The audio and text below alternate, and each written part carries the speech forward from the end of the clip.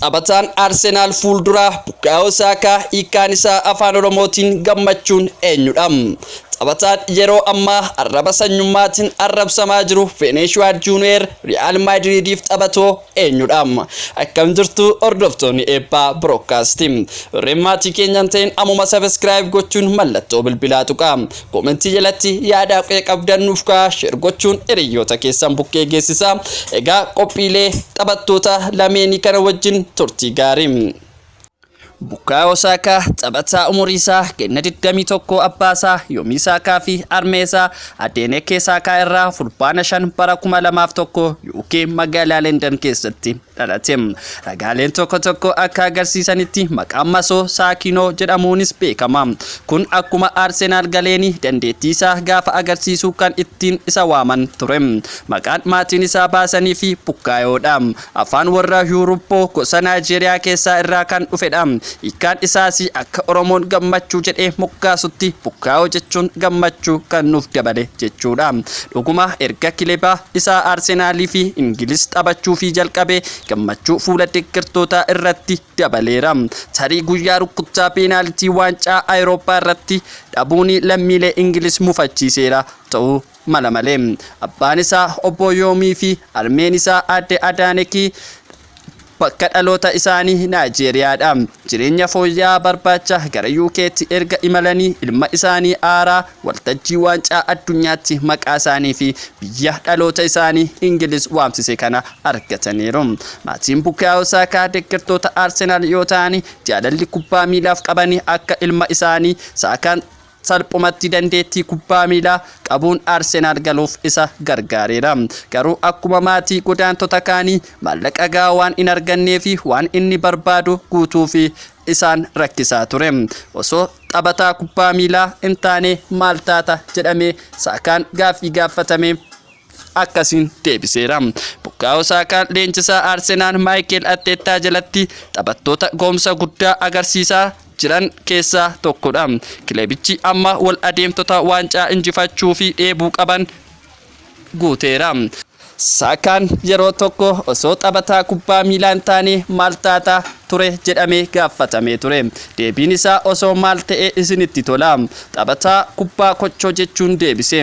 Dhuguma hojjaan isaa jabinni qaama isaa tapha kanaaf ta'a jechuun Saakaan hojjaan isaa 1.78 meetiriidha. Gabaabaa hin jedhamu yookiin ammoo taatoo fiilmii hawwii isaa keessaa tokko ture. Will Smith akka dinqisiifatu dubbateera. Taphataa Saakaan hedduu dinqisiifatuu fi faana isaa qabate Teer Enerii akka ta'e ibseera. Yeroo jabaachaa dhufe ammoo Arsenaal keessatti gahumsa guddaa kan agarsiise booda gara Manchester United imalee Alexis Sanchez hordofaa ture. Haala tapha isaa akka hordofaa turee fi fakkeessuuf yaalaa turuunillee himeera. Ani kanumaan barbaada, dandeettii koo dhibba keessaa kennuuf qophaa'aadha. Yeroon hidhannoo Ingiliz uffadhee hundatti gahumsa koo hunda kennuuf qophiidha jedhe badhaasota. Saakaan lammummaa Ingilizii fi Naayijeeriyaa qaba. Ingiliz keessatti dhalatee haa guddatu malee maatiin isaa Naayijeeriyaa naannoo Ogun jedhamutti irraa dhufanii. Gahumsa Saakaa kan adda godhu sarara cinaa, fuulduraa, wiingeer, sarara gidduu fi ittisaa bitaa irraa taphachuu danda'u isaati. Taphattoota sarara ittisaa garee morkattootaa fi qormaata kan ta'e Saakaan taphattoota kubbaa miilaa ol adeemtota amma jiran keessaa taphataa jabaa jedhamuun danda'a. Arsenaal keessatti filannoo deeggartootaan waggoota lamaa fi walitti aansuun taphataa cimaa ta'uun filatameera. Erga bara 2004 asii taphataa Arsenaal jalqabaa walitti aansuun taphataa jabaa jedhamuun deeggartoota kilaba isaan filames ta'eera.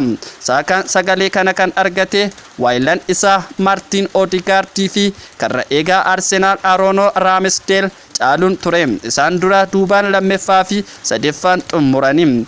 Saakaan bara darbe qofaa taphoota 43 irratti hiriiree taphachuun galchiiwwan 12 lakkoomsisee kubbaa tokko ammoo mijeessee kenneera. Dabalataan bara darbe dubbistoota BBC'n taphataa cimaa kilabii Arsenaal ta'uun filatameera.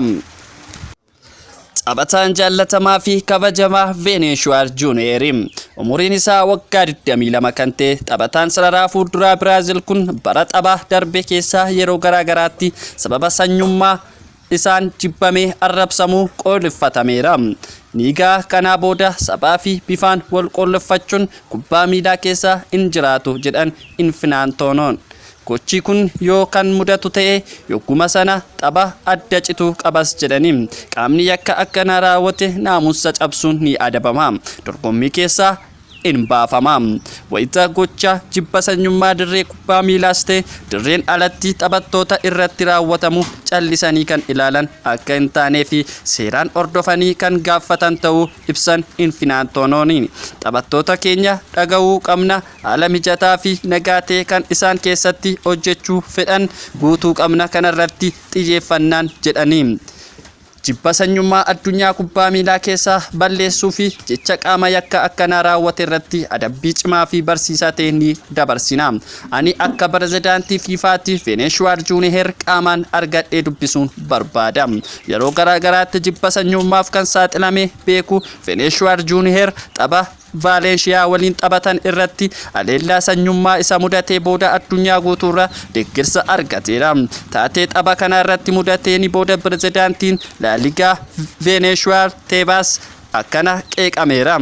Liigicha akkaataa dubbii kana itti keessummeesse irratti qeeqameera.